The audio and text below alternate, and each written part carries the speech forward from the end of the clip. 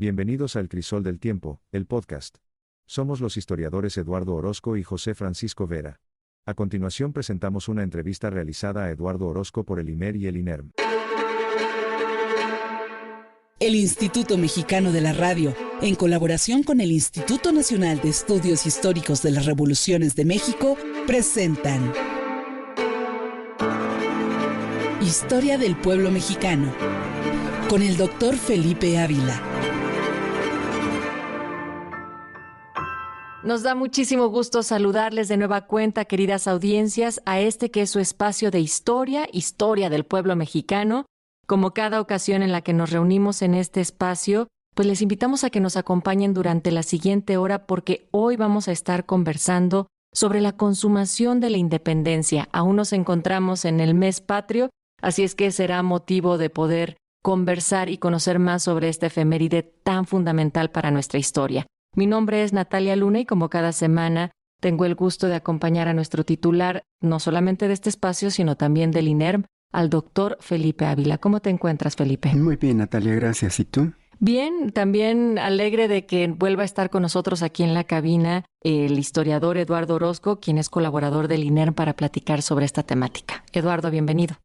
Hola, muchas gracias. Un gusto también estar de vuelta en este espacio platicando de temas apasionantes. Y es que precisamente hoy, 27 de septiembre, queremos abordar los 204 años de la entrada triunfal del ejército trigarante a la capital novohispana y al día siguiente la firma del Acta de Independencia del Imperio Mexicano. Vamos a dar un contexto con respecto a esto en unos momentos más. Recuerden que además de estar en sintonía de nuestras frecuencias, pueden también visitar las redes tanto del IMER como del INERM, así es que por ahí también podemos estar en contacto. Ahora bien, Felipe, la consumación de la independencia de la Nueva España como imperio mexicano, posteriormente la creación de México como una nación independiente, podríamos pensarlo como un proceso colectivo y regionalizado, un desarrollo crucial y fundamental que se incluye en la llamada era de las revoluciones. ¿Cómo comprender este concepto y sobre todo la etapa de transformación y de tránsito hacia ello? Con gusto, Natalia. En efecto, el 27 de septiembre de 1821, con la entrada triunfal del ejército trigarante a la Ciudad de México, se considera que se consuma la independencia nacional después de 11 años de lucha insurgente, 11 años de guerra civil, en donde no pudieron triunfar ni los que sostenían la causa insurgente desde el principio, ni tampoco los realistas que defendían a la monarquía española pudieron acabar con esa resistencia insurgente. Ocurre un pacto por distintas circunstancias que ahorita vamos a explicar con mayor detalle, porque el movimiento insurgente, la primera insurgencia de Hidalgo y de Morelos, sobre todo como las cabezas más visibles, fue derrotada en 1811 con los primeros insurgentes que se suman al grito de Miguel Hidalgo y en 1815 en diciembre con la muerte del cura José María Morelos. Sin embargo, la insurgencia permaneció viva. Había un sentimiento de libertad, había una llama que se había encendido, que mantuvieron viva en algunas de las regiones más agrestes del territorio novohispano. Vicente Guerrero en las montañas del sur y sobre todo Guadalupe Victoria en lo que es la sierra de Veracruz. Son las dos cabezas más visibles. No pudieron ser derrotados, los sobrevivientes algunos se indultaron, otros fueron apresados. Estaba el movimiento muy disminuido con relación al primer ascenso y sin embargo resistía. Pero hubo circunstancias que ahorita lo vamos a ver con más detalle, Natalia, que hicieron que hacia finales de 1820 y principios de 1821, el jefe de las fuerzas realistas que combatían a los insurgentes, que era Agustín de Iturbide, entrara en contacto con el principal representante de los insurgentes, que era Vicente Guerrero. Tuvieron una correspondencia muy interesante que también vamos a comentar más adelante, en donde había una coyuntura favorable para que las dos principales cabezas de la insurgencia y de las fuerzas realistas trataran de encontrar una solución negociada, porque también hay que entender, Natalia, que en España se había restablecido la Constitución Liberal de Cádiz de 1812, y esa Constitución Liberal establecía una serie de principios y de lineamientos que no eran bien vistos ni aceptados por las élites criollas, por los grupos conservadores, por quienes se oponían a la independencia. Habían sido rabiosamente antiinsurgentes y querían mantener los lazos directos con la monarquía española, pero con el restablecimiento de la Constitución Liberal de Cádiz, muchas de las cosas con las que no estaban de acuerdo los grupos conservadores se les presentaron como una oportunidad para independizarse de España. Todos esos grupos que se habían opuesto a la independencia, de repente, con la Constitución Liberal vigente en España, ya no querían seguir dependiendo de España porque no querían que se aplicara esa Constitución dentro de lo que era el territorio novohispano. Y por otra parte, los representantes de la insurgencia vieron en ese viraje de sus enemigos una oportunidad para poder establecer un acuerdo que se concreta en el Plan de Iguala y después en los Tratados de Córdoba, en donde insurgentes y realistas se ponen de acuerdo para consumar una guerra que llevaba ya 11 años y que había deteriorado significativamente a la Nueva España durante todos esos tiempos de guerra. Es en ese contexto, Natalia, en donde se da la reunión entre Iturbide y Guerrero, en donde se promulga el Plan de Iguala, se forma el Ejército Trigarante. Ese Plan de Iguala comienza a ser aceptado por la mayoría de las provincias, de las élites, pero también de los grupos populares, que culmina con la entrada triunfal del Ejército Trigarante a la Ciudad de México este 27 de septiembre de 1821. Y en ese sentido, Eduardo, nuevamente te damos la bienvenida a Historia del Pueblo Mexicano. Escuchamos no solamente en la narración del doctor Ávila, sino también en general esto de consumar, el concepto de consumar la independencia. ¿Esto realmente explica el proceso que sus contemporáneos llamaron revolución y que otros identificaron sencillamente como independencia? Es decir, 1810 explica 1821 y 1821 termina la cuenta de 1810, ¿o se trata de dos procesos políticos distintos y consumar solo prefiguró la creación de un horizonte que da un sentido al pasado en función del presente? Por ahí para empezar a discernir de qué estamos hablando. Sí, claro. Aquí el problema es que nosotros como historiadores desde nuestro presente empezamos a lanzar categorías, ¿no? Y nombramos procesos históricos dependiendo a la manera en que mejor se nos acomoda a nosotros para explicarnos ese proceso histórico. Entonces es muy curioso que mencionas esto, ¿no? Para unos era revolución en esa propia época, para otros hoy en día es consumación, como si fuera un movimiento monolítico que inicia en 1810 y termina en 21. Y para ellos, para el propio Iturbide, para los comandantes trigarantes de esa época, era una pacificación, así le llamaban ellos, ¿no? Era poner paz en el país que llevaba 10 años en conflicto civil. Lo que podemos distinguir, digamos, siendo lo más imparciales que podemos ser, son dos movimientos muy diferentes. Por un lado está el movimiento insurgente que está ya en 1810, con Miguel Hidalgo a la cabeza, con José María Morelos, con estas ideas de una revolución social, como lo identificaron aquellos que escribieron sobre esa revolución desde 1811-12, como el propio Servando Teresa de Mier, ¿no? Que hace la primera historia de la revolución y así le llama revolución. Porque tienen ellos un ideario social muy fuerte, ¿no? Es esta cuestión de el fin de la esclavitud, la supresión de los tributos, de las igualdad castas jurídica, la supresión de las castas. Que de esto hemos hablado nosotros tres aquí juntos cuando hicimos un programa especial sobre Hidalgo, que pueden ir y buscar también, Que por está muy cierto. bueno. Ajá. Escúchenlo. Y por otra parte, tenemos que en 1821 estos militares acaudillados por Iturbide y también acaudillados por el propio Vicente Guerrero tienen ya una meta muy diferente. Ya no se trata en el 21 de una revolución social. Estos ideales de la insurgencia que habían estado plasmados en la Constitución de Apatzingán, etcétera, etcétera, que son dejados de lado por un fin exclusivo que es el fin de la independencia, ¿no? Entonces todos en este momento, para 1821 y a inicios de 1820, toda la opinión pública se va vertiendo hacia ese objetivo común que es solamente la independencia. El cómo lograrlo todavía no lo tienen tan claro. El qué va a pasar después de esa independencia tampoco está tan claro, ¿no? Porque Vicente Guerrero es republicano, quiere una república, quiere la división de poderes, todos estos ideales de Morelos. Y lo que está proponiendo Iturbide es una monarquía constitucional, con Fernando VII a la cabeza, ¿no? Entonces, todos estos puntos de qué hacer con el país después de la independencia no está claro. Entonces, en ese sentido, viendo que son dos movimientos muy grandes y diferentes en su esencia, yo creo que podemos recuperar los términos antiguos, ¿no? Y no llamarle consumación, porque no fue una consumación como tal, sino más bien podríamos decirle una pacificación, tal vez, como lo decían ellos en su época. Y ya para concluir con esta pregunta, les pongo dos ejemplos bien sencillos de la época. El propio Iturbide en sus documentos, en sus cartas, durante la campaña trigarante, menciona todo el tiempo que el movimiento trigarante, no es aquella revolución tumultuosa de 1810. Esto es un movimiento ordenado. Pero hay otros comandantes trigarantes de la época, como Anastasio Bustamante, que hacen acciones simbólicas que recuperan y conectan al movimiento trigarante con la insurgencia, ¿no?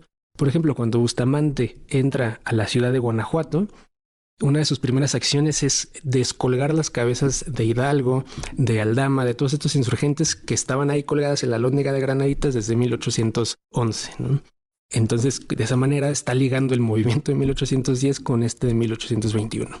Entonces, la trigarancia va a ser un fenómeno muy complejo, un fenómeno en el que sus propios actores no están todavía de acuerdo en qué es, pero todos están de acuerdo en cuál es el fin. El fin es la independencia, el fin es la ruptura con España. Y en ese sentido, ¿cómo podríamos nombrar las distintas vertientes o causas de lucha que tuvieron, en las cuales tuvieron que ponerse de acuerdo para crear esta coyuntura y finalmente poder aliarse y terminar con una guerra que había devastado en muchos aspectos a toda la sociedad mexicana de ese entonces? Yo creo que sí está muy claro que son dos movimientos muy distintos, el de la primera insurgencia y el que culmina con lo que se ha denominado en la historiografía como consumación.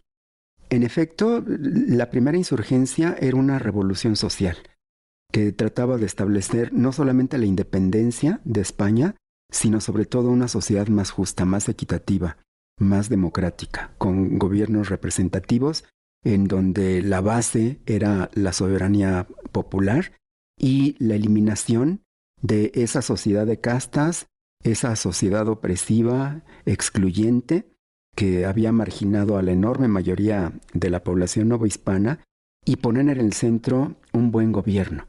Eso está clarísimo desde los primeros decretos de Hidalgo, que abolen la esclavitud, que abolen los tributos, que abolen la sociedad dividida en castas. Está todavía más claro en los sentimientos de la nación de Morelos, en el Congreso de Chilpancingo. Parcialmente eso está recuperado en la Constitución de Apatzingán de 1814, pero sobre todo también está en las cartas, en las proclamas, en las propuestas de Vicente Guerrero, que hay que subrayarlo, era un representante de los afrodescendientes.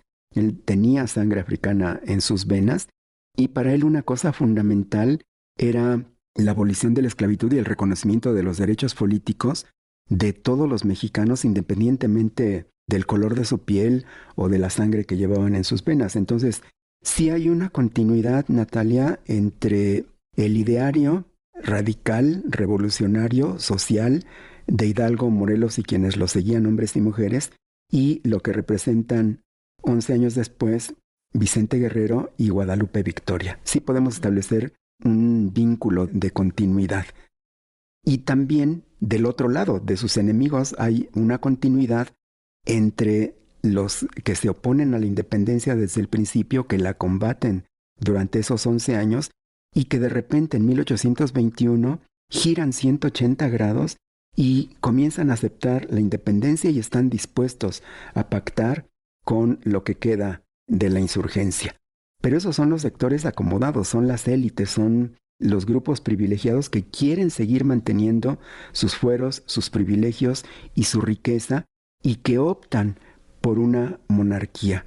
Entonces, lo que se llama consumación, en realidad, Natalia, es nada más como un paréntesis que dura muy poquito tiempo, porque esos dos proyectos de nación son divergentes. Un proyecto de nación es el que sostienen los insurgentes y sus continuadores, y otro proyecto de nación, el que sostienen los conservadores, que tienen la mayoría de la fuerza en 1821, y por eso lo que se establece con la consumación es un gobierno monárquico, es un imperio que encabeza Agustín de Iturbide. Pero toda esta parte de la insurgencia no está de acuerdo y no se ve reflejada en eso. Y las tensiones, las contradicciones entre esos dos proyectos de nación culminan muy pronto con la derrota de Iturbide y su capitulación y la convocatoria a un nuevo Congreso Constituyente que abole el imperio encabezado por Iturbide y que establece una república federal que se plasma en la Constitución de 1824, que es la primera constitución de la nación mexicana. Y vamos a seguir haciendo estos saltos históricos porque quisiera regresarme a el símbolo de la resistencia con un enfoque hacia Vicente Guerrero, Eduardo, porque pues es una figura absolutamente central. A menudo lo podemos estar recordando por el abrazo de Acatempan, pero su papel fue mucho más profundo. O sea, Guerrero no era solamente el último gran jefe insurgente en pie, era el heredero directo del proyecto de Morelos y un símbolo de la lucha popular. Entonces, más allá de su innegable capacidad militar, ¿cuál era el verdadero aporte de Vicente Guerrero para poder llegar a la consumación de la independencia? Bueno, la historia de Vicente Guerrero es fascinante en esta época. Es como decía Felipe, es el insurgente que está en pie de lucha desde la época de Morelos, ¿no? Y a pesar de que se le ofrece el indulto, no lo acepta, ¿no? Siempre es el que se mantiene en pie de lucha en la zona del sur. Hay incluso algunos comandantes que estaban bajo las órdenes de Vicente Guerrero que en esta época aceptan el indulto y comienzan también a hacerse realistas y a combatir a sus antiguos compañeros insurgentes. Y el propio Guerrero lanza toda una campaña de propaganda hacia 1820 para tratar de decir que pues no, ellos eligieron el camino incorrecto, ellos se volvieron serviles y nosotros aquí nos mantenemos en pie de lucha. Y en ese sentido, durante mediados de 1820, Vicente Guerrero ya tiene la idea de que la situación del conflicto armado está paralizada, ¿no? No pueden ganar por las armas, pero tampoco piensa rendirse, ¿no? Y eso lleva a que Guerrero desde 1820 comienza a contactar a distintos comandantes realistas de la zona del sur para proponerles un acuerdo, una unión y llegar juntos a la independencia. Esto se va a hacer muy, muy claro con un comandante que se llamaba Carlos Moya, ¿no? Que le escribe a Vicente Guerrero, le manda cartas. Moya dice que pues no, él no va a dejar de servir al rey y da parte de todo esto a sus superiores. Entonces, cuando Iturbide es nombrado comandante del sur a finales de 1820, se inicia el contacto. Era una cuestión ya natural porque Guerrero está sondeando con quién puede unirse para lograr esta independencia. Y eso da pie a que empiecen a cartearse entre ellos dos y poco a poco se va perfilando una especie de proyecto, ¿no?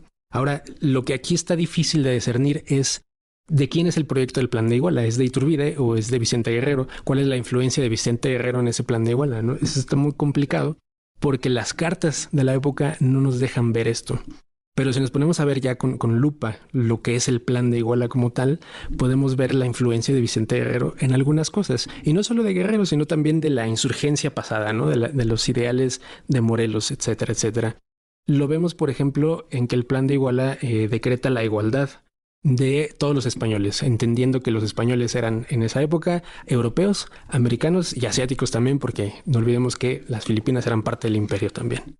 También lo vemos en otro artículo donde se menciona que todos los hombres y todas las tropas que integren al ejército trigarante que se está creando en ese Plan de Iguala van a ser consideradas como iguales. Entonces, de un plumazo, las tropas de Vicente Guerrero, que eran rebeldes que tenían que ser combatidas, ahora se convierten en aliados y se convierten en iguales a las tropas del mando de Iturbide.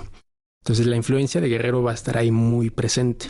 Y esa influencia se va a transformar en los meses posteriores, hacia marzo, por ejemplo, de 1821, cuando su presencia hace que otros comandantes insurgentes, en ese momento un tanto escondidos, se suman también al movimiento trigarante, como el propio Guadalupe Victoria, que en ese momento estaba escondido en alguna selva de Veracruz, y cuando ve que Guerrero está liderando a la primera división de este ejército trigarante, decide también sumarse al movimiento. ¿Qué les parece si en el marco precisamente de esta conversación en donde estamos recordando uno de los aspectos del intercambio epistolar entre Vicente Guerrero y Agustín de Iturbide, pues vamos a escuchar la siguiente cápsula en donde hacemos pues un extracto de estos fragmentos en los cuales estuvieron intercambiando pues palabras y sobre todo que conducen a estas alianzas. La independencia, un pacto político. La independencia fue un pacto político entre autonomistas e insurgentes. Así lo constató el intercambio epistolar entre el coronel realista, Agustín de Iturbide, y el líder insurgente, Vicente Guerrero, a partir de noviembre de 1820.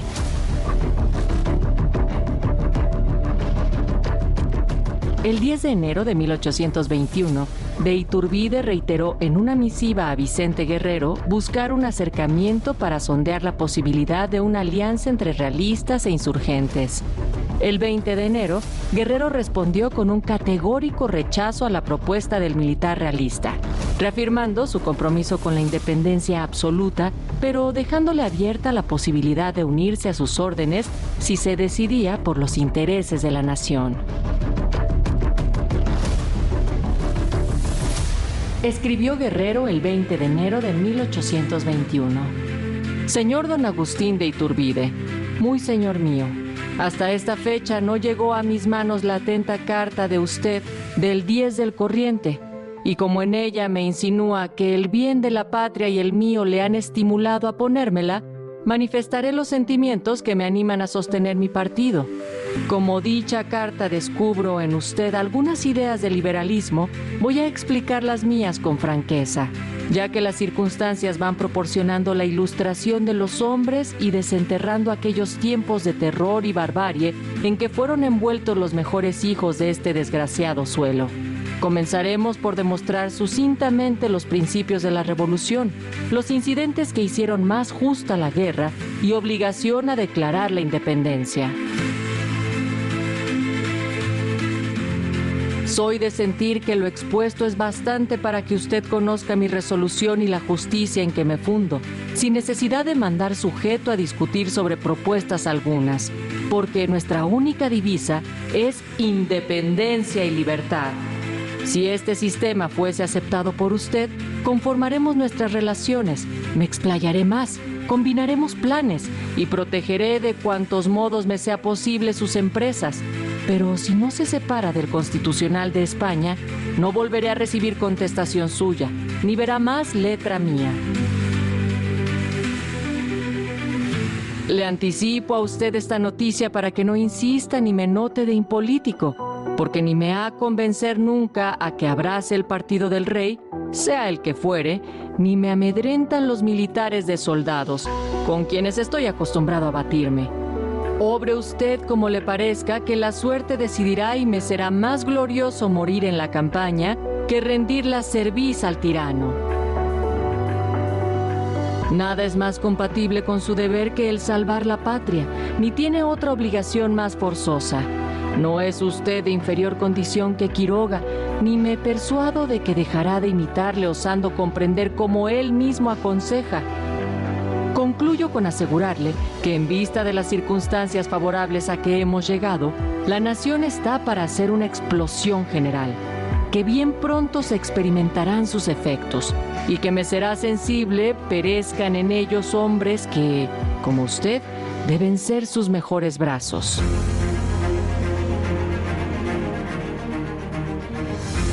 He satisfecho al contenido de la carta de usted porque así lo exige mi crianza.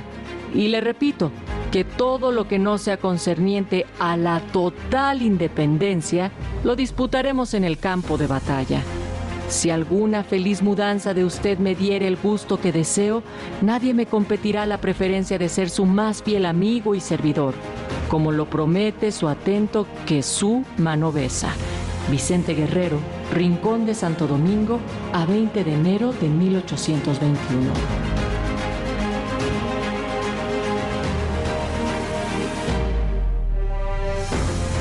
De Iturbide le respondió el 4 de febrero de 1812.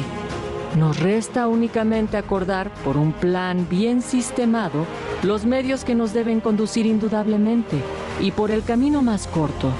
Para facilitar nuestra comunicación me dirigiré luego a Chilpancingo, donde no dudo que usted se servirá acercarse y que más haremos, sin duda, en media hora de conferencia que en muchas canas.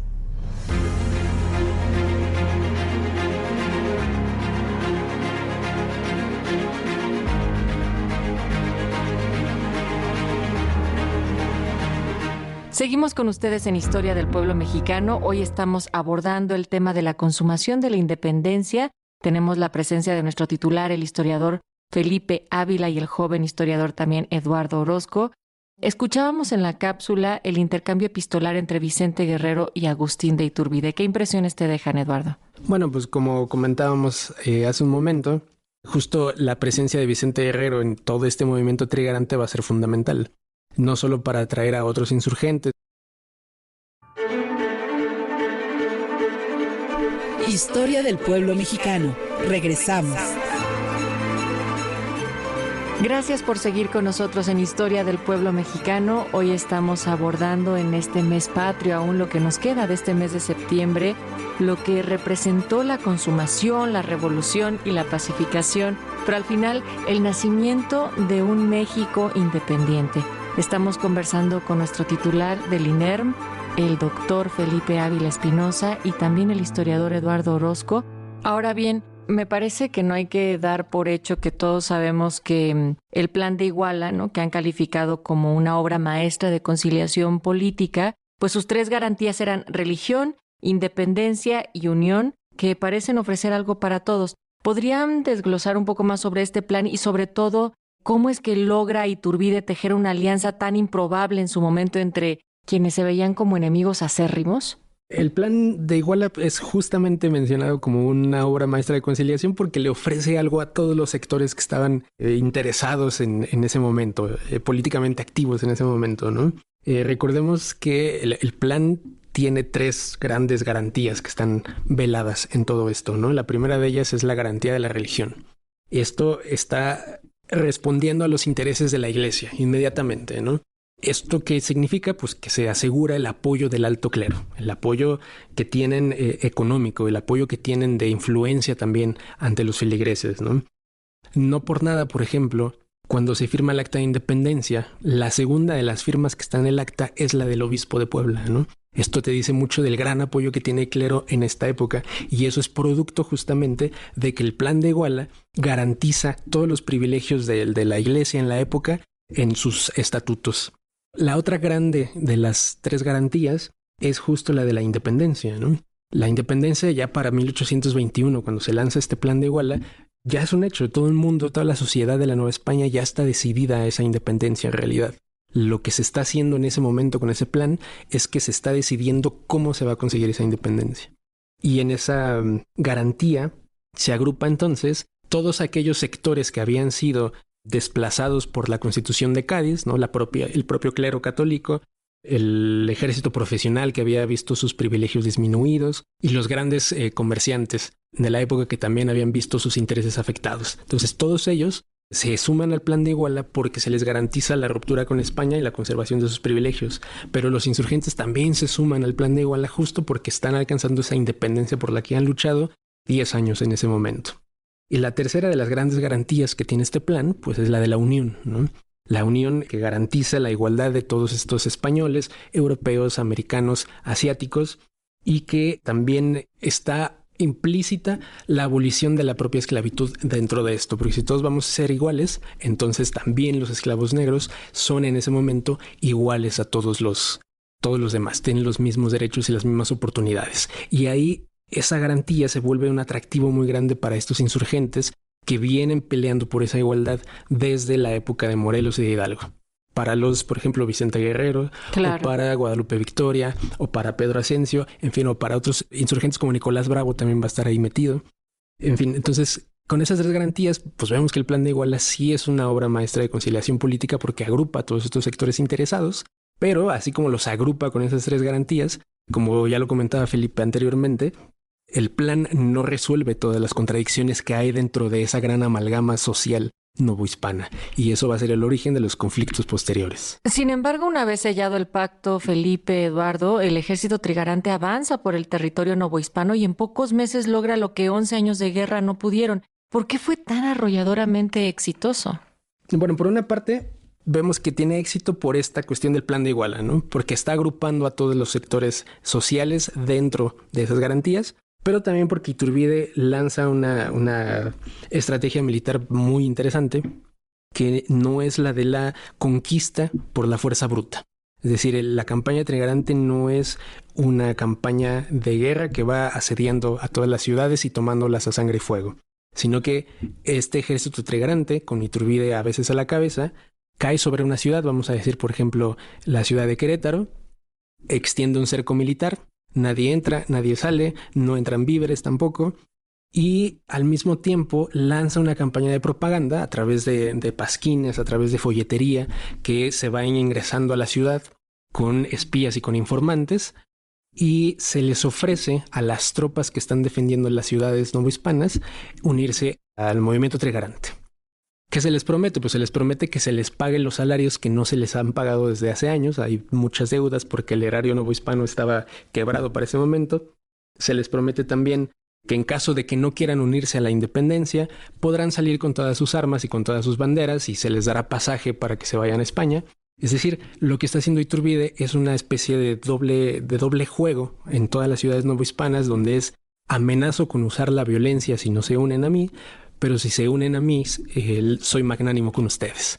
Y eso, junto con la obra política del Plan de Iguala, es lo que se vuelve muy atractivo para lograr conseguir las diferentes ciudades novohispanas. Por eso la independencia de 1821 no es una independencia en realidad de grandes batallas ni nada de esto, sino es más bien una independencia de juras y de adhesiones al Plan de Iguala.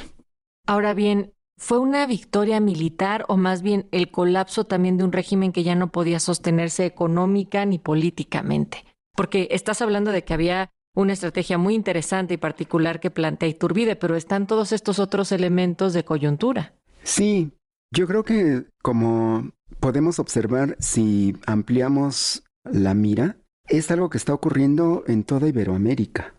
El reino español, que había conquistado buena parte del continente americano, desde la Nueva España hasta la Patagonia, incluyendo la mayoría de las islas del Caribe y Filipinas, ya no podía sostenerse.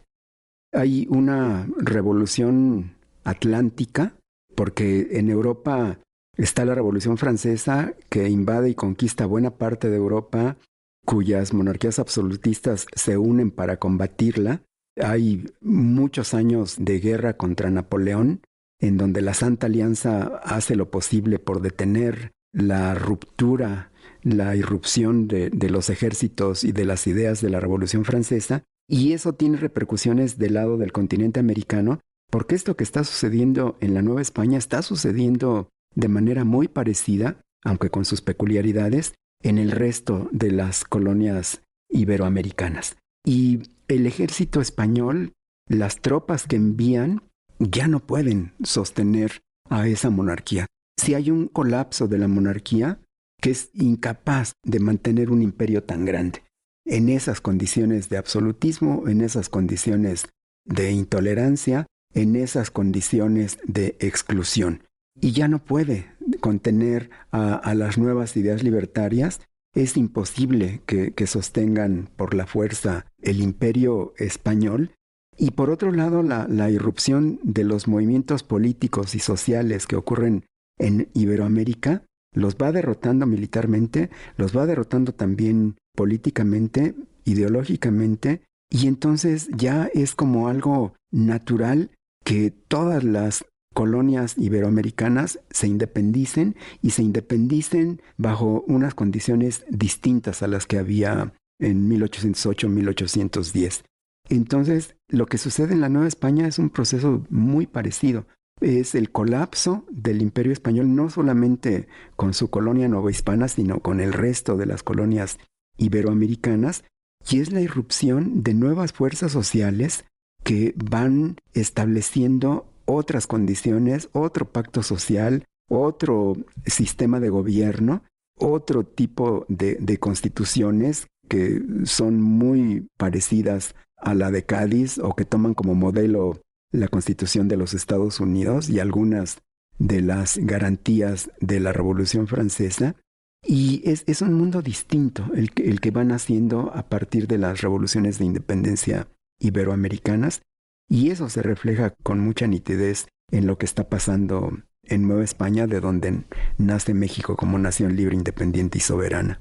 Los actores de este momento en México en 1821 no son ajenos a ese proceso, y este colapso del imperio sobre sí mismo se va a ver reflejado en dos momentos que me parecen a mí simbólicos y muy interesantes porque tienen que ver con los chismes de la época, ¿no? Uno de estos es que algunos actores mencionan en los testimonios que dejaron por lo que vivieron en todo este proceso, se menciona que cuando los diputados mexicanos salen de aquí hacia España, a las nuevas Cortes de Cádiz que se han convocado, ya van con la idea, ya van con las instrucciones, que no sabemos de quién sean las instrucciones, pero van con las instrucciones de que tienen que luchar en los debates para que España garantice la independencia de México. Y eso se va a ver reflejado también en otros chismes, en otros rumores, que dicen que el último virrey, que era Juan O'Donoghue, cuando es enviado desde España hacia México a gobernar, tiene también la orden un tanto secreta de lograr la independencia del país y sacar pues, las ventajas que más se puedan para la antigua España, ¿no? Y el otro gran momento simbólico de este colapso del imperio español interno, por así mencionarlo, se va a dar el 5 de julio de 1821, cuando las tropas españolas, las que se llamaban en esta época expedicionarias, que habían combatido contra Napoleón Bonaparte y que estaban aquí tratando de combatir a los insurgentes y a los trigarantes, deciden dar un golpe de estado en contra del virrey que todavía estaba vigente en ese momento, que era Juan Ruiz de Apodaca. Le dan un golpe de estado en la madrugada, lo toman prisionero y ellos toman el control, los propios militares expedicionarios, ¿no? Entonces es una especie, digamos, de precursor de las dictaduras militares latinoamericanas, que ya está esa semilla ya está sembrada ahí en este colapso del imperio español, ¿no? Pero son dos grandes momentos de esta época que simbólicamente representan ese colapso del imperio. Ahora bien, finalmente el 27 de septiembre de 1821 el ejército trigarante entra a la Ciudad de México. Ahí podríamos decir que, bueno, se consigue la independencia o se consuma, pero la imagen es de un ejército liderado por un ex realista con el apoyo de la alta jerarquía de la Iglesia y de las élites criollas, como lo han ido describiendo. ¿Qué nos dice esta imagen sobre la naturaleza de la independencia que finalmente se consigue, por una parte? Y ¿fue la consumación de 1821 el triunfo de la revolución iniciada en 1810 o fue más bien la neutralización de esa revolución para dar paso a un proyecto de país distinto, uno que nace políticamente libre pero socialmente atado a las estructuras del viejo orden? Bueno, pues creo yo que 1821 tiene que ser entendido no como una ruptura de esa revolución social que venía desde 1810, sino como una especie de pausa, ¿no? Una especie de momento en el que todos se ponen de acuerdo para lograr la independencia, pero una vez que se consigue esa independencia, el 27 de septiembre, con el desfile trigarante, que es el momento simbólico de esta consumación, los proyectos políticos y los proyectos de nación continúan, cada quien por su propia vertiente, ¿no? Por un lado, se ve muy claro que los insurgentes, Vicente Guerrero, Guadalupe Victoria, Nicolás Bravo, estos antiguos líderes, pues no figuran en ese 27 de septiembre, no figuran en ese desfile, no van a figurar tampoco en la firma del Acta de Independencia, ninguno de ellos está en esa firma, ¿no? Y esto provoca, primero que nada, esto significa que el propio Iturbide los está excluyendo de ese proyecto de nación, que es muy claro, es un proyecto monárquico que busca traer a Fernando VII para gobernar aquí. Y cuando Fernando VII rechaza esa corona y rechaza esa independencia, pues entonces va a ser Iturbide el que toma el poder político de lo que ya se le llama en ese momento el Imperio Mexicano, ¿no? Entonces, esos dos proyectos políticos están muy bien delimitados. El proyecto republicano insurgente de reivindicación social y el proyecto monarquista de conservación de privilegios del ejército profesional, del alto clero, encabezado por el imperio de Iturbide, ¿no? Lo cual establece una total contradicción, Felipe, entre el imperio y la república. Absolutamente, es una contradicción. Es también un proceso de consumación que significa como, no sé si traición, pero sí una usurpación por parte de Iturbide y los sectores que lo apoyan, porque se montan en un proceso que no iniciaron y que al contrario combatieron y tratan de desviarlo, tratan de contenerlo, tratan de neutralizarlo. Y parece al principio que lo consiguen, porque con la creación del Imperio Mexicano, con la creación de la regencia encabezada por Iturbide. Iturbide disuelve al Congreso, al primer Congreso Constituyente. Y parece que ya ganó la batalla, porque los insurgentes aparentemente han sido derrotados, han sido excluidos, y quienes controlan el poder político y las instituciones es el grupo de los criollos, de los conservadores, que eran antiinsurgentes y que ahora se han vuelto los adalides de la independencia y del primer imperio mexicano. Pero ese primer imperio mexicano no tiene con qué sostenerse, porque lo que ocurre es que la mayoría de la población ya mexicana, porque México nace en ese momento, no se veía representado por un gobierno monárquico. No se veía representado por la conservación de los intereses, de los privilegios y de los fueros de los grupos que estaban en la cúspide de la pirámide social. Y pugnan por hacer una república, y pugnan por establecer estados libres y soberanos, y pugnan por establecer una división de poderes en ejecutivo, legislativo y judicial, y pugnan por abolir la esclavitud, pugnan por abolir los tributos, pugnan por abolir la sociedad de castas, pugnan por abolir también, por suprimir la Inquisición, la Santa Inquisición. Y ese es el proyecto que triunfa. La consumación es como un paréntesis en esa lucha entre dos proyectos de nación. Al final, sí, quienes terminan imponiéndose son quienes representan lo que era la primera insurgencia. Sí hay una línea de continuidad entre el ideario político y social de Hidalgo, de Morelos, con Vicente Guerrero, con Guadalupe Victoria, que yo creo que en realidad la verdadera consumación, más que en 1821, tendría que ser en 1824, con la Constitución y también con la rendición de San Juan de Ulúa, que seguía en manos del ejército español y trataba de establecer un proceso de reconquista, de derrotar a la nación independiente que nacía y volver a establecer el dominio de la monarquía española. Brevemente, ¿cómo se conducen? Digamos, también no hablamos ya en particular sobre la firma del Acta de la Independencia o también lo simbólico que de ahí se extrae, pero ¿cómo llegamos precisamente de lo que hemos conocido históricamente como la consumación en 1821 al proceso que ahora nos estás mencionando, Felipe, de que en el 24 realmente es en donde se abre, y podríamos incluso mencionar que una parte de este ideario insurgente es en donde se hace realidad? Bueno, pues se llega a ese momento en el 24 después de una serie de conspiraciones y de traiciones en torno a la corte de Iturbide, ¿no? Ahorita que les estoy mencionando esto, me acordé de la famosa novela histórica de la corte de los ilusos, ¿no? Que tiene que ver justamente con la manera en la que esa corte, manejada por aquellos personajes que tenían ilusiones imperiales, terminan por caer, ¿no? El imperio de Iturbide pues no logra, es un imperio muy efímero, no logra echar raíces, no logra lanzar un proyecto político como tal, ¿no? Ni siquiera logra sacar tampoco una constitución, se gobierna mediante un estatuto provisional, y pues esto da pie a que aquellos insurgentes que habían sido desplazados, Vicente Guerrero y Nicolás Bravo, por ejemplo, tienen que huir de la capital una vez que se establece el imperio, ¿no? Una vez que Iturbide disuelve este congreso, que este primer congreso constituyente que estaba en su mayoría compuesto por simpatizantes de la antigua insurgencia, ¿no? Como por ejemplo Servando Teresa de Mier, como por ejemplo Carlos María de Bustamante, pues todos ellos comienzan a conspirar para lanzar un proyecto republicano, ¿no?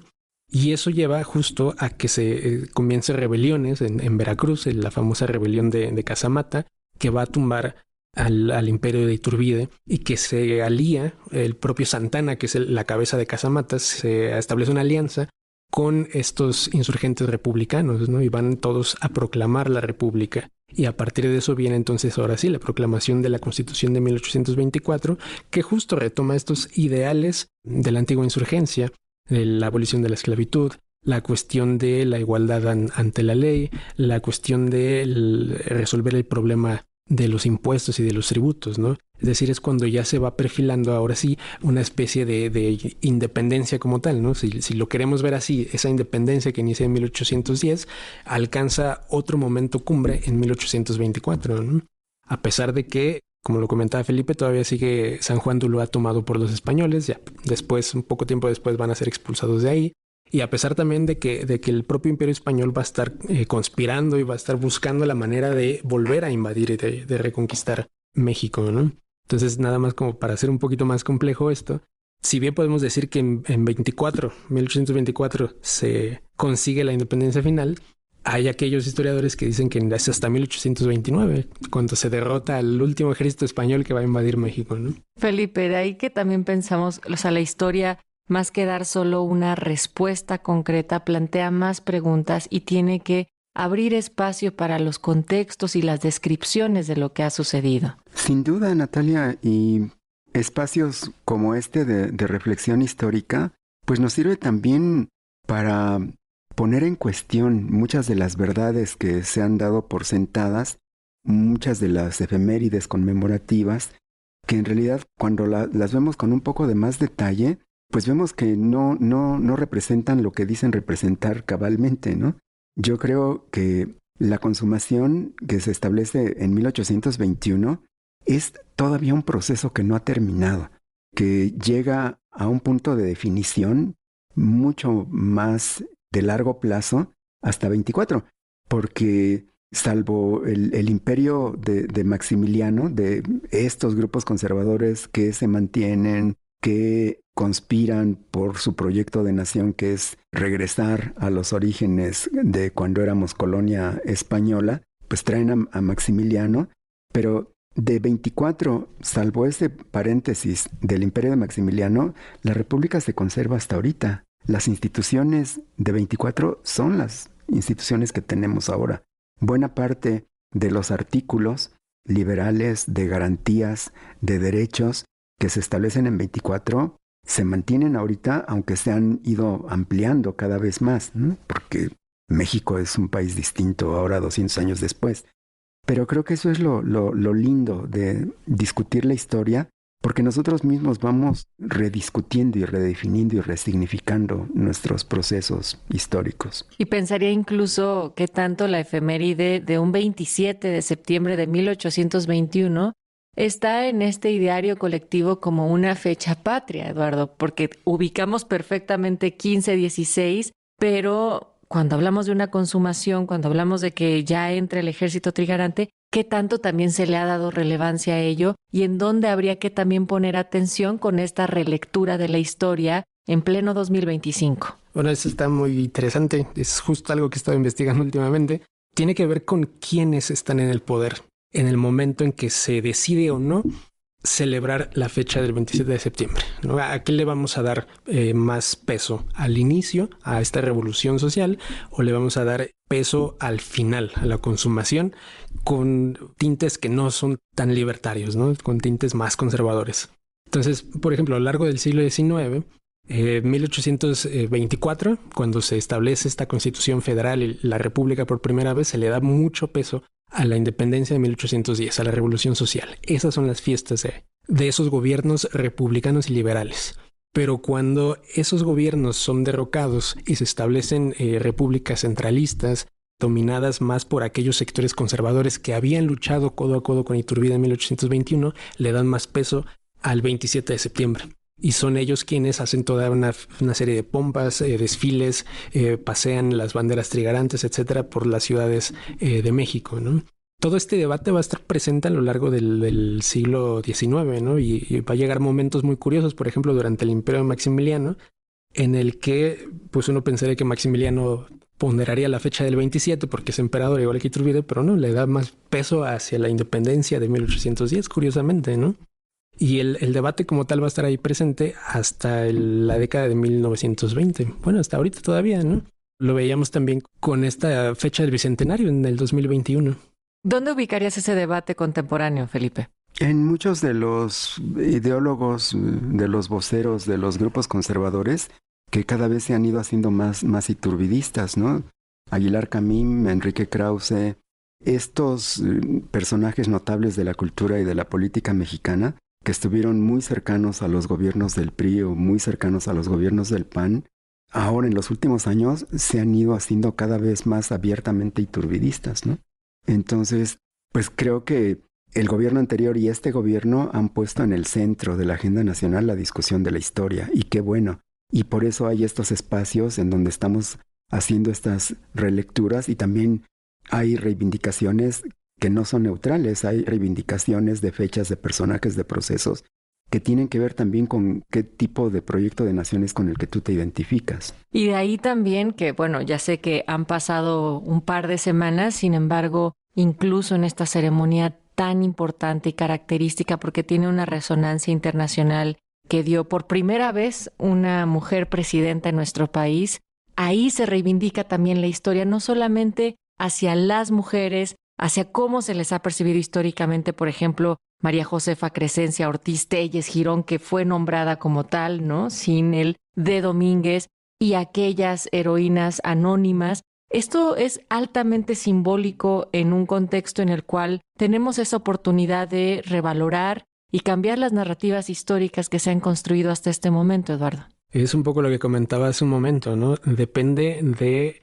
quién está ostentando el poder, ¿no? Por ejemplo, ahorita con el último grito, el último 15 de septiembre, vemos que el acento está en rescatar a la historia de las mujeres, ¿no? Reivindicar a estas mujeres insurgentes que pelearon ahí, que sabemos sus nombres, a una Manuela Molina, la capitana, a una Gertrudis Bocanegra, recuperar este nombre, los apellidos originales de la corregidora, ¿no? De Josefa Ortiz.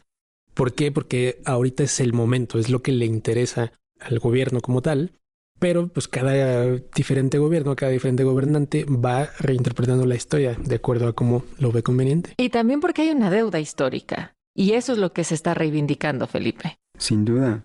Yo creo que si algo es de aplaudir y de apoyar, es este énfasis, esta intención de rescatar a las mujeres como protagonistas centrales de nuestra historia, hacerlas visibles, hacerlas ejes rectores de las transformaciones que ha tenido nuestra patria, y eso quedó muy claramente demostrado con las arengas de la presidenta Claudia Sheinbaum Pardo el 15 de septiembre. Pues Eduardo, Felipe, nos tenemos que despedir de este espacio. Como siempre, les agradezco haber compartido sus conocimientos con nuestras audiencias. A ustedes les esperamos la próxima semana en una emisión más de Historia del Pueblo Mexicano. Participamos en este programa en la operación en el IMER, Edgar Zárate. Por parte del INERM, Salvador Castro. En los micrófonos le acompañamos el doctor Felipe Ávila y Natalia Luna bajo la producción de Heréndir Hernández. Historia del Pueblo Mexicano. Una producción del Instituto Mexicano de la Radio y el Instituto Nacional de Estudios Históricos de las Revoluciones de México.